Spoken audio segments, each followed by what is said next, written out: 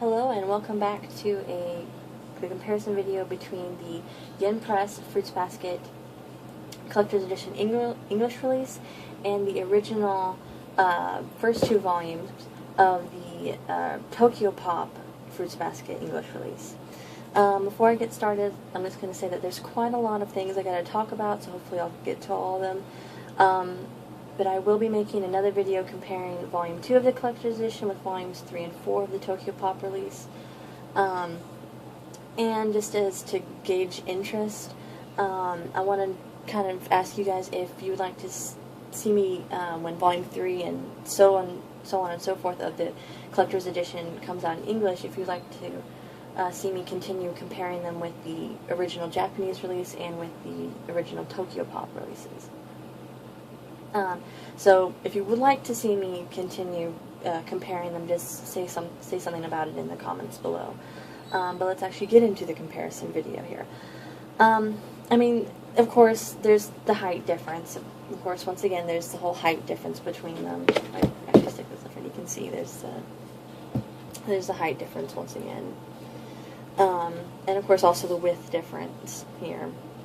But funny enough, or the length difference.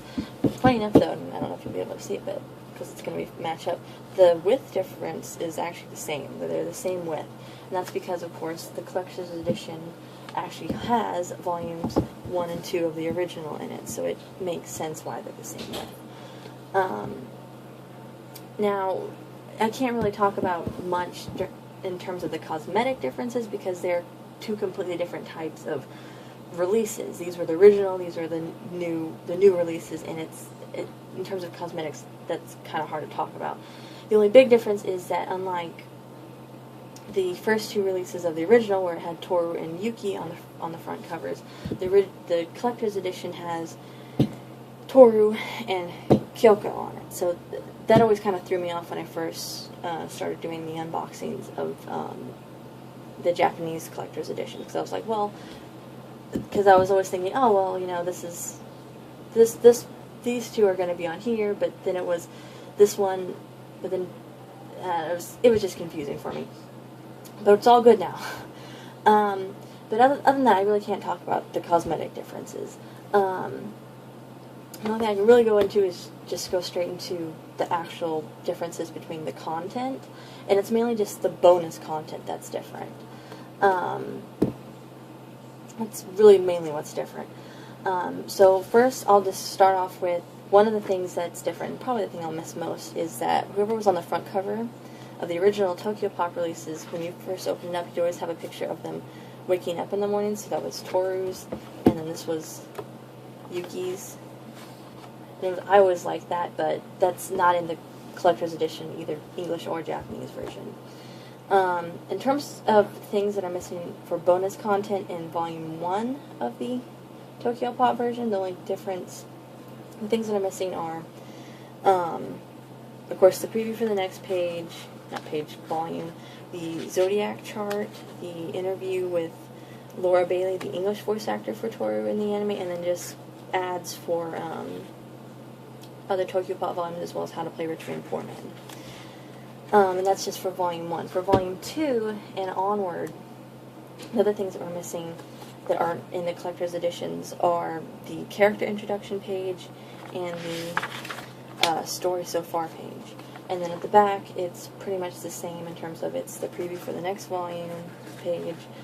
Once again, How to Play Rich Man Poor Man, the Year of the Rat description thing, and then just TOKYOPOP fan art submissions, and then they have of course, this one, the Collector's has a different page for translation notes, and then just more ads for other TOKYOPOP volumes.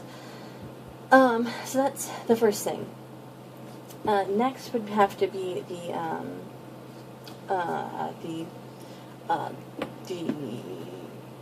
omake chapters. So the omake chapters are basically the bonus pages. They're all in the exact same place. So Volume 1. This is in the exact same place they are in the Collector's Edition, or the other way around. They're still in the exact same places.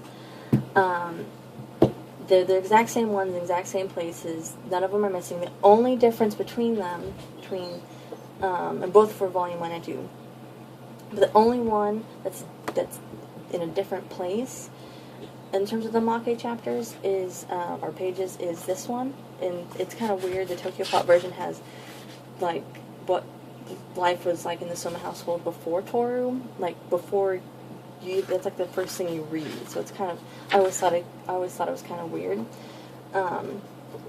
But in the Yen Press version, they kind of fixed it, because what they did is they put it at the end of where Volume 1 would be. See, this is the entirety of Volume 1, and they put it at the end of where it would be at.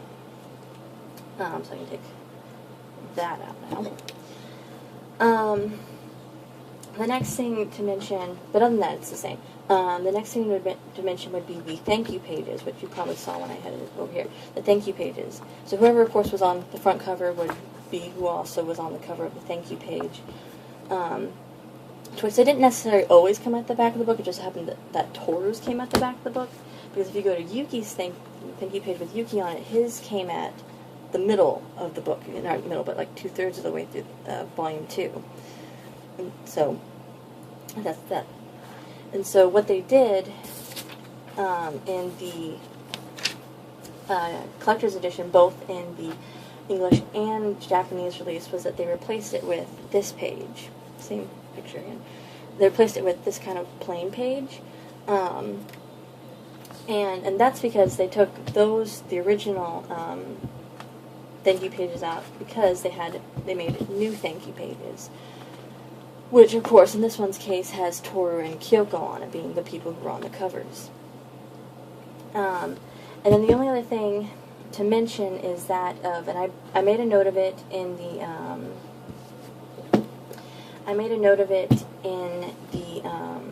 my other video comparing the Japanese version and the English version of the collector's edition, that the side panels, all these side panels with the chibi characters on them, or the bottom panels with the animal forms on them, they were all in the exact same places in pictures and whatnot. And the reason why I pointed it out was because in the original Tokyopop release, those side panels and bottom panels were actually all creator commentaries. Which, again, it was that way both in the original Japanese and in both the Japanese and the collector's edition releases. To which you may be going, oh, well, why is it that way? Why are those missing in the collector's edition? To which the answer to that actually comes in the thank you page at the back of the collector's edition. Which it comes in Volume 2 of it, which I'll just go ahead and read to you. It says, for this edition I have had all the original sidebar commentaries removed. My comments from over a decade ago have really become outdated, and to be honest, it would have been incredibly difficult for me to come up with something like what I think now commentaries. I apologize to the people who enjoy creator commentaries, but I hope you can understand my reasoning.